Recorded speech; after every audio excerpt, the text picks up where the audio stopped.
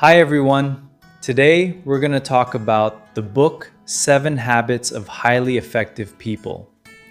Many of us completely miss its deepest message. It teaches us the importance of shifting our focus from superficial personal ethic towards integrity of character ethic, creating lasting success by aligning your life with universal, unchanging values. So let's uncover the timeless principles, philosophical wisdom, spiritual foundations, and discover why they remain just as powerful today as they were decades ago.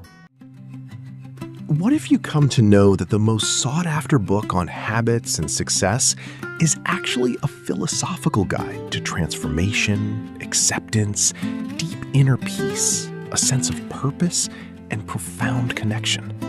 Not just a framework for productivity, but a map for living. Beneath its simple language lies a deeper truth about who you are, how you think, and why you feel stuck. Because this isn't just about habits, it's about identity. It's about shifting from reaction to awareness, from noise to clarity, from survival to purpose. And once you see it, you can't unsee it. Today, we're going to uncover what this book was really trying to teach all along.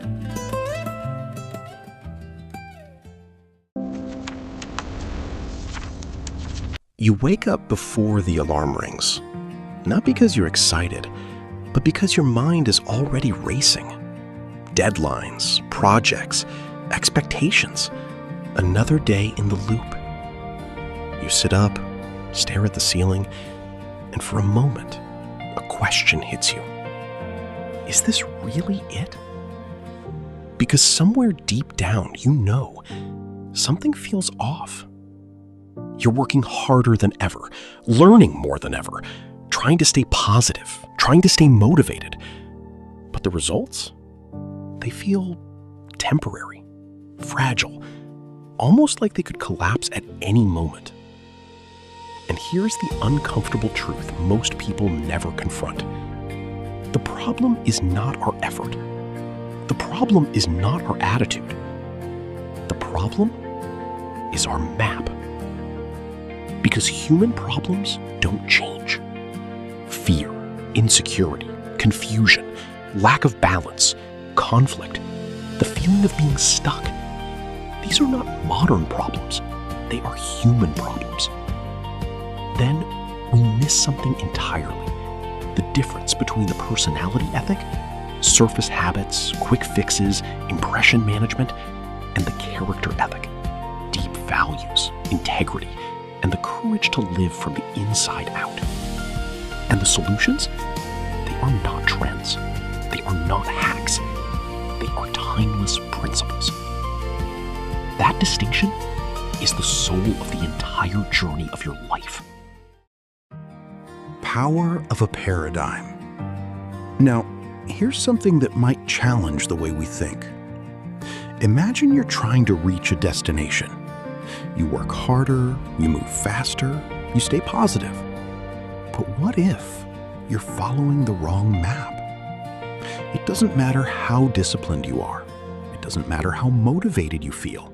If the map is wrong, you will still end up lost.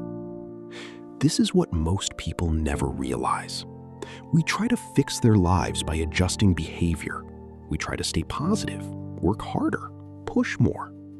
But the real issue lies deeper. It lies in the way they see the world. Our paradigms, our mental maps shape everything. How you interpret situations, how you react, how you decide. And most of the time, you don't even question them.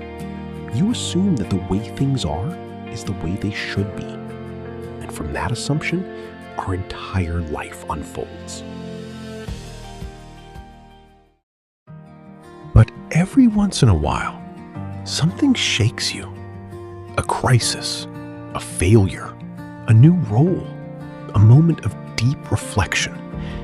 And suddenly, our perspective shifts. We see things differently. What once felt important no longer matters. What we ignored now feels essential. This is a paradigm shift, and it's one of the most powerful transformations you can experience, because small changes come from adjusting behavior, but real, life-changing transformation comes from changing the lens through which you see everything.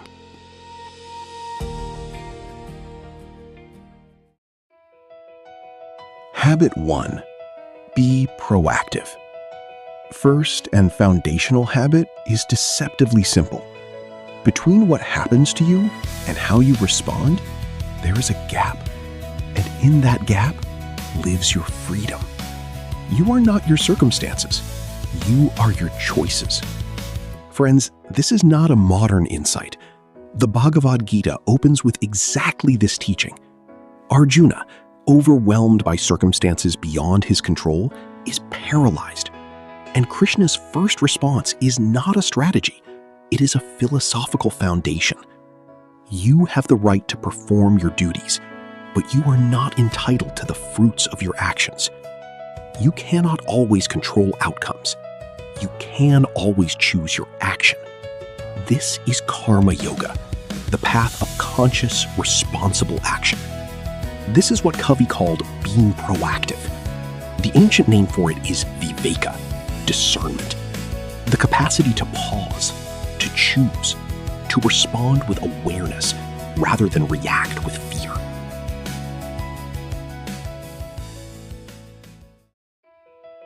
Habit 2. Begin with the end in mind. To define what our life stands for before life defines it for us. To live from a clear inner compass, not from the noise outside. This is our sankalpa, the sacred intention that precedes all meaningful action. Before a great undertaking, we state our sankalpa, our intention. Not a goal, not a task, a purpose declaration, a direction of soul. The Dhammapada, a collection of teachings of the Buddha, says, "You become what you think about most deeply." This is not the law of attraction as a shortcut. This is the deep spiritual truth that consciousness shapes reality, and that a life without conscious intention is a life lived by default. Quantum mechanics suggests consciousness shapes reality through the observer effect, where the act of observation collapses quantum possibilities, superpositions, into a single defined outcome. Habit 3. Put first things first. The most famous time management matrix separates the urgent from the important. The insight? Most people spend their lives enslaved to urgency and starve the things that truly matter. Relationships, growth, reflection, prayer, creation. The things that are important but never feel urgent until it's too late. The Vedic tradition has a name for this disease, rajas, the state of restless activity, constant motion, noise without direction. And it contrasts this with sattva, the quality of clarity, harmony, and purposeful stillness, asking us to cultivate sattva in our daily choices, to protect what is sacred, to give time to what feeds the soul, not just what feeds the inbox. And this requires something the ancient traditions considered a spiritual practice in itself, saying no to what does not align. That is not rejection, that is discipline of the soul. Habit 4. Think win-win. Covey teaches that most people operate from a scarcity mindset, as if life is a pie with only so many slices.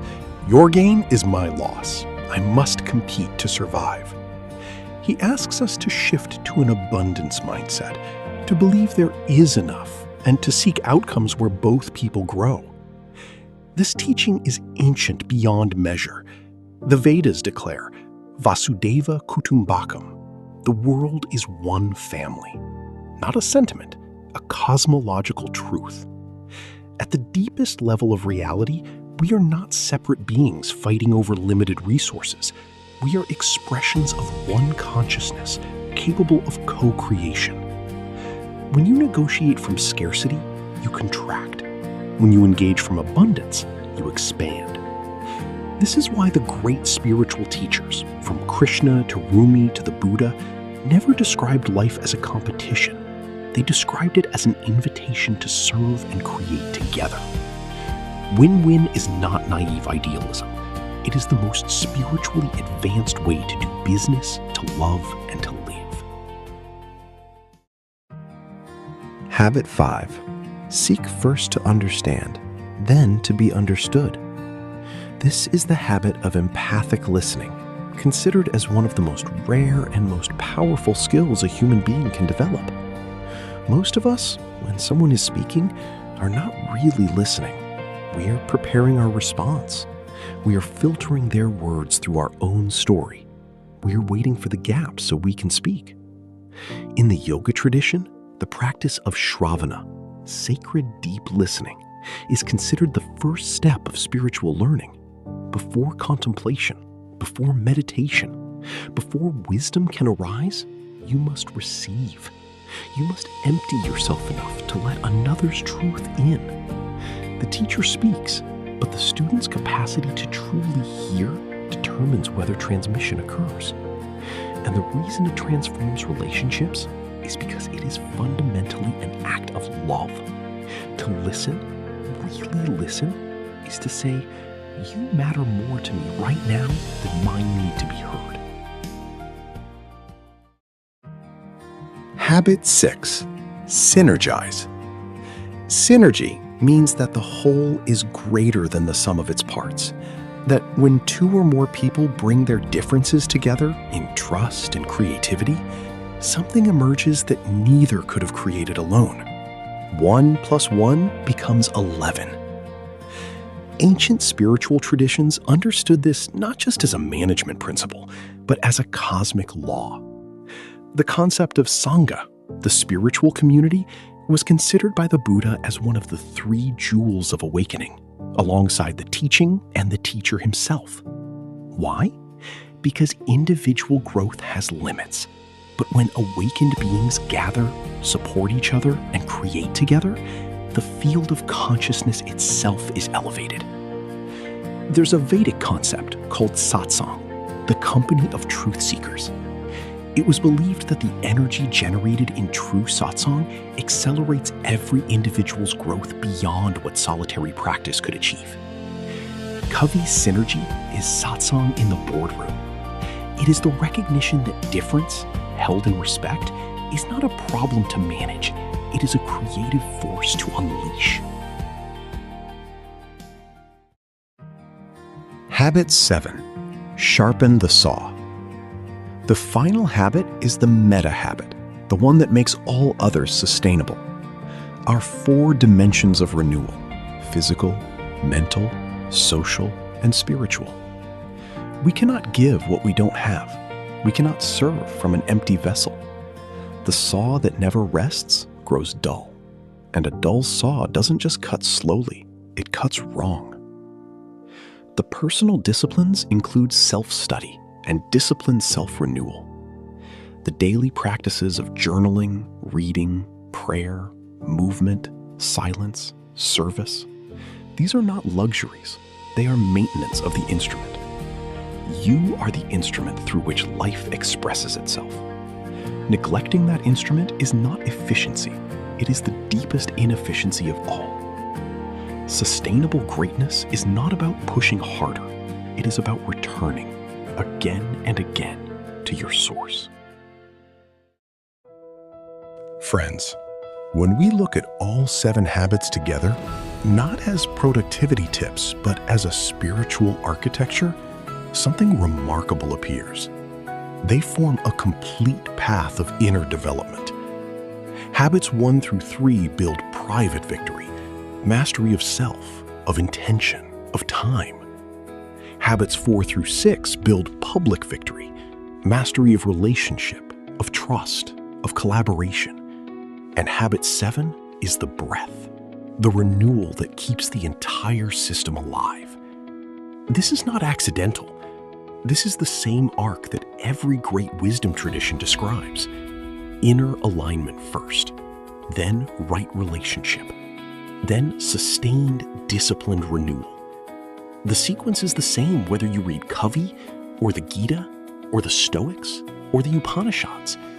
Because it is not a sequence someone invented. It is the sequence that life itself demands of anyone who wants to grow. The map has always been there. Covey simply drew it in the language of his time. So here is what I want to leave you with today, friends. You don't have to choose between personal effectiveness and spiritual depth. They are not opposites. The greatest traditions in human history have always known that being truly effective in your work, in your relationships, in your life is itself a spiritual practice. Covey didn't write a business book. He wrote a map of conscious living. And the ancient sages didn't write in practical philosophy. They wrote the deepest guide to a life that works. They were pointing at the same mountain from different sides. The mountain is you, becoming the best version of yourself, not for status, not for performance, but because that is what you are here to do. That is your dharma. That is your sankalpa. That is what it means to sharpen the saw, and then, with a clear instrument and an open heart, to serve. Stay curious, stay soulful, and I will see you in our next exploration, where ideas meet art and art meets the soul. If something in this story resonated with you, don't stop here, because understanding yourself is only half the journey. The real transformation begins when you learn how to connect, collaborate, and grow with the world around you. So next, if you want to learn how to truly synergize with the outer world and become the best version of yourself, not alone, but through powerful alignment, watch the next video on the right. That's where we take this deeper, from inner change to real-world transformation. Your next level isn't within you alone. It's waiting in how you connect.